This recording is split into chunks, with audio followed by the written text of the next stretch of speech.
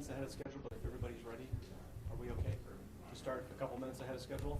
I was told, Sergeant Favazzo told me somebody had a question on what shift the officers work. They are day shift officers. They work out of this station, or pardon me, they work out of our South Station, our Chandler Heights precinct. So they had essentially just started their day. So I'll now bring Chief Duggan, if you're ready to come up.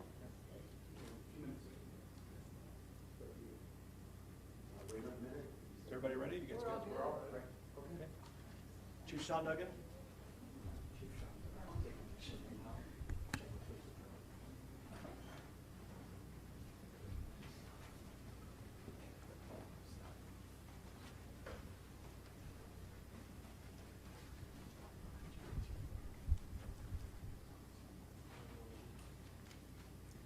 All right, good morning, everyone.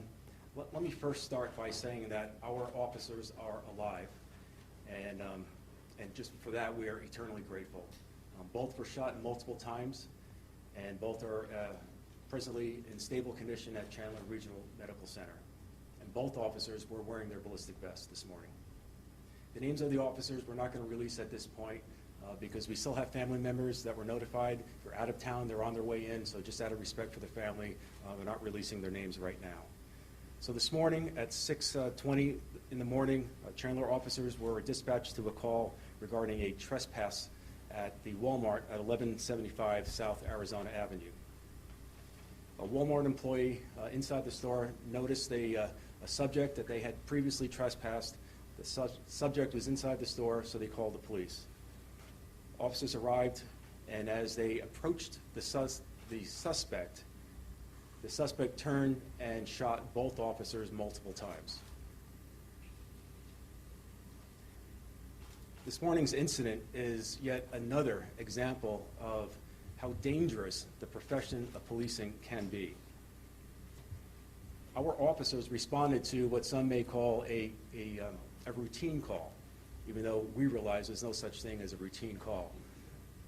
But when they arrived, as they approached, they were shot multiple times within a matter of seconds. A seemingly routine call turned into a deadly encounter within a split second. At that point, the officers drew their guns and they shot and they killed the suspect. And at this point, I cannot really begin to express how proud I am of our officers. They acted heroically this morning. They relied on their training, on their experience, on their equipment, and they relied on each other to survive this deadly encounter. I'm also very proud of our responding officers who arrived, maintained the scene, and provided life-saving efforts to their co-workers using tourniquets and trauma kits. I'm also very proud of our dispatchers. They received dozens of 911 calls, and in the midst of all this chaos, helped direct our officers and assistants to the scene. And I'm also very proud of our citizens here in Chandler, because one of the first people to render aid to our officers that were down was a citizen inside the store. So we're especially proud of our community here in Chandler. And I am more than proud that I can say that I live and I work in a city that has a first-class fire department and a level 1 trauma center right down the street. Fire personnel, Chandler fire personnel, arrived within minutes and provided advanced care, and they transported our officers to Chandler Regional, which is less than 2 miles away. So I want to thank all our firefighters and really the amazing medical staff for providing the best possible care at the hospital. We are absolutely grateful beyond words for what you did for our officers this morning. And I want to thank the entire Chandler community and the entire region and Valley and really nationally. We've received just an outpouring of care and concern, and I just want to let people know that their prayers this morning made a difference. So thank you very much for that. At this point, I'd like to turn it over to our Mayor, Jay Citrani, who would like to say a few words. Thank you, Chief. First of all, myself and the council's thoughts and prayers are with the 2 officers and their families. I was able to stop by the hospital earlier today, and so we're thinking of them. I do also, as the Chief did, want to thank the community of Chandler and actually everybody. We've had, I was looking online and people from out of state commenting on this, but thank our community for their support. And I want to thank the chief and his command staff and all of the members of the Chandler Police Department for their actions today. They're truly a professional group. I want to thank Chief Dwiggins and the fire department also for their work on the scene. So these are reminders of how dangerous these jobs can be and how dangerous a routine call can be. But we're hopeful that everything's going to turn out okay. And again, just wanted to lend our support to the two officers and their families. So thank you.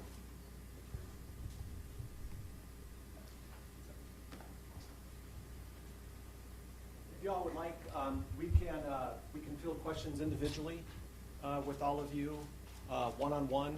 As I said, myself, Sergeant Mejia will be available for any additional questions that you may have.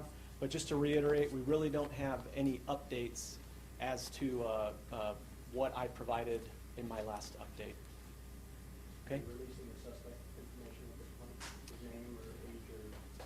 Yes, did you want to do that? Suspect has been identified as 24-year-old Mitchell Oakley. He has ties to the Chandler area, but we believe that he was a transient.